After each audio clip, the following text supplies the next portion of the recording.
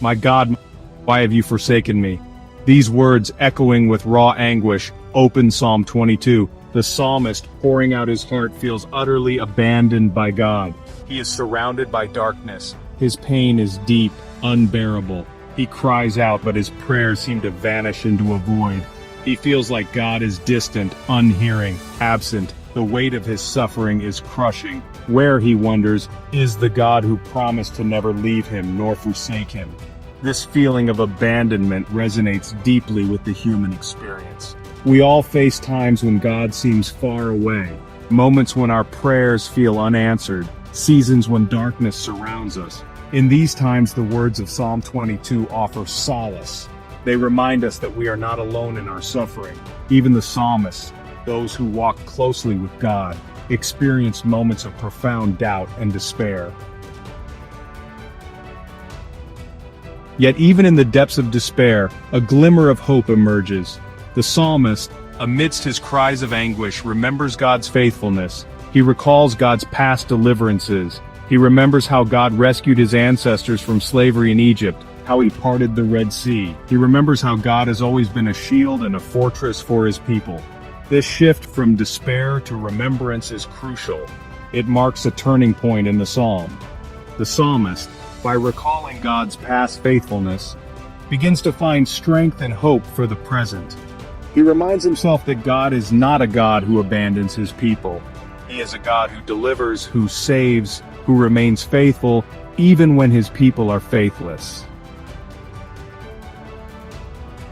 Centuries after Psalm 22 was written, its words found a chilling echo on a hill called Calvary.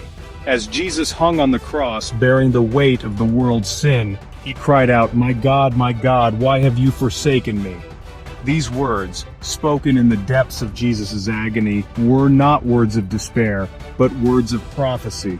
Jesus, the Son of God, was fulfilling the very words of Psalm 22, taking upon himself the suffering and abandonment that the psalm so vividly portrays. The connection between Psalm 22 and the crucifixion is profound. It reveals the depth of God's love for us. Jesus, in his suffering, identified with our pain, our abandonment, our feelings of being forsaken by God. He became the embodiment of Psalm 22, experiencing its anguish firsthand so that we might find hope and redemption through him. Section 4. Hope endures. Finding strength in God's presence. Psalm 22 doesn't end in despair. It culminates in a declaration of trust and a promise of future hope. The psalmist, despite his suffering, affirms his belief that God will deliver him. He declares that God will remember his covenant, that he will not forget the cries of the afflicted. He proclaims that future generations will worship God, praising him for his faithfulness and love.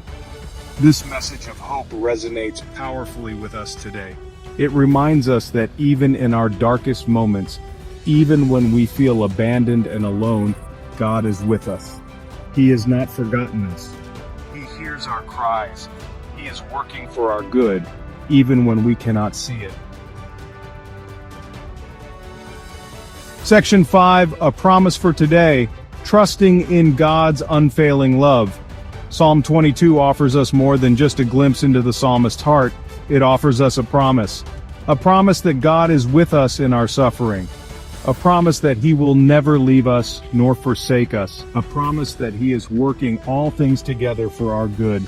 This promise is for you today. No matter what you are facing, no matter how dark the night may seem, know that God is with you. He sees your tears. He hears your cries. He will never leave you nor forsake you. Cling to his promises. Trust in his unfailing love. For even in the valley of the shadow of death, he is with you, and he will bring you through to the other side.